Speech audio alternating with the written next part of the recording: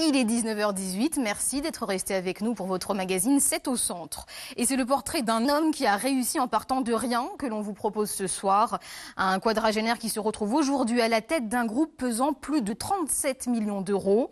Dans un domaine assez peu commun, les palettes.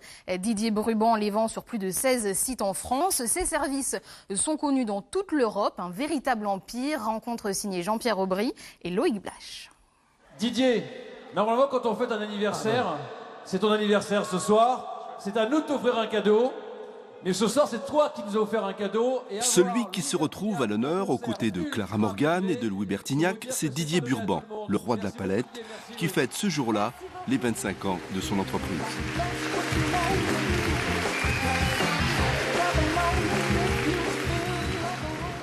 C'est en accompagnant son père sur les marchés nantais à l'âge de 15 ans que Didier Burban a eu l'idée de collecter les palettes dans les entreprises pour les recycler.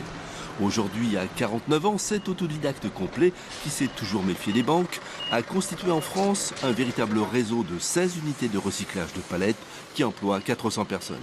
Ces palettes-là sont récupérées au niveau des industriels de la région centre sur un rayon d'environ 100 km à la ronde. Ces palettes-là sont déposées sur notre site, identifiées lot par lot à l'aide d'une traçabilité. Ces palettes-là sont triées, revalorisées dans l'état où elles se trouvent. Le premier métier aujourd'hui, c'est de revaloriser ces palettes-là, c'est de la revaloriser auprès de la personne qui les jette. Donc c'est une palette qui se rachète entre 50 centimes et 1 euro, 1,50 €. Et aujourd'hui, est revendue sur le marché entre 2,50 € et 3,50 € selon la catégorie et la distance, puisque 30% du prix de la palette, c'est le transport qui coûte cher aujourd'hui. C'est pour ça qu'on reste de façon régionale. Ça, c'est des palettes qui sont retrouvées dans les lots, qui appartiennent à des loueurs de palettes, qui sont restituées à ces gens-là. Ce sont des propriétaires de palettes qui ont un parc locatif. Sur ce site de 6 hectares, situé en pleine zone industrielle, à Orbe, dans le Loiret, plus de 10 000 palettes sont recyclées chaque jour. 60% arrivent en bon état et sont revendus tels quels. 30% doivent être réparés dans cet atelier en utilisant le bois récupéré sur des palettes non recyclables, qui sont, elles, broyées pour être valorisées sous forme de combustible et d'agglomérés. 5 heures du matin, sur le marché de Rungis, le plus gros site de négoce en produits frais d'Europe. Alain fait la tournée d'une cinquantaine de grossistes pour collecter chaque jour plus de 5000 palettes. Les fournisseurs sont aussi des clients, puisqu'ici, tout est réparé. J'ai commencé chez Didier Burban il y a 8 ans, à ramasser des palettes. Voilà, donc j'avais une liste déjà de clients, parce que je connaissais beaucoup de monde dans les fruits et légumes.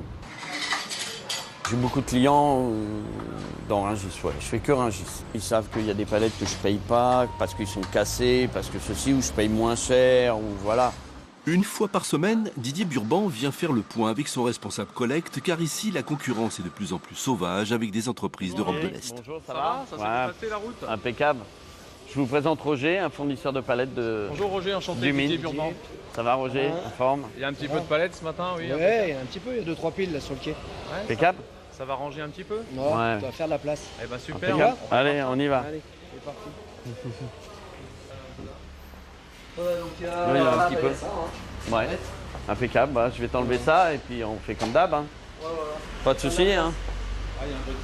Ouais, il y a un petit peu d'Europe, un peu de misère, un peu de plastique, un peu de tout. Ouais. Voilà. Hein.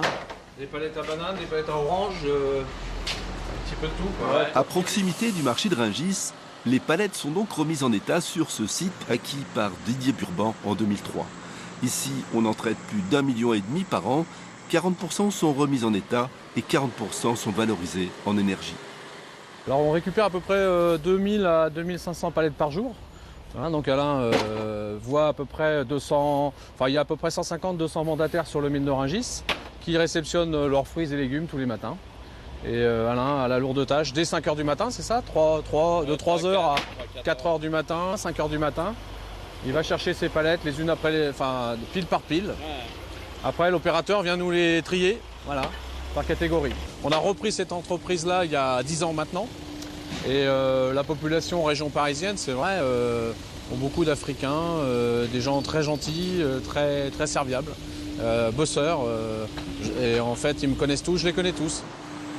34 salariés sont employés en effet sur le site, dont la moitié en réinsertion professionnelle, qui touche un salaire brut de 1800 € par mois, soit 1400 € net. On a un barème de salaire qui est quand même assez raisonné par rapport à l'Île-de-France. Il y a des gens qui ont 20, 25 ans d'ancienneté, donc ils ont des rémunérations très confortables. C'est-à-dire on va dire on est sur une barre à 1450, 1550 € par personne. Et en plus, ils ont les frais, ils ont les tickets CE, ils ont pas mal de choses. Le marché de la palette, qui n'est toujours pas réglementé, attire aujourd'hui, avec la crise, de plus en plus de francs-tireurs qui développent un marché parallèle en toute illégalité sur toute l'Île-de-France et qui rappelle certaines pratiques d'il y a 30 ans. Les chauffeurs arrivent, ils ont des palettes dans leur camion, ils arrivent de tourner, ils ont les palettes dans le camion, ils vont, et puis t'as 5 palettes, tiens voilà un billet, il n'y a pas d'écriture, il n'y a pas de jeu d'écriture. Donc forcément, c'est illégal puisque c'est un petit peu du travail dissimulé. C'est également par rapport à la TVA, il n'y a pas de paiement de TVA. Donc je pense qu'on est tout à fait dans l'irrégularité et dans entre guillemets, le travail clandestin. Pour rationaliser l'utilisation des palettes entre les pays du Nord et ceux du Sud, Didier Burban a créé un logiciel qui permet aux camions de ne jamais repartir à vide. Quant au nouveau challenge qui s'est fixé, c'est la création de chaufferies bois comme celle-ci qui alimentent 10 000 m² de bâtiments pour 0 rejet de CO2. Et le 19-20 continue dans un instant avec le journal de la rédaction nationale. Très bonne soirée à vous, à demain.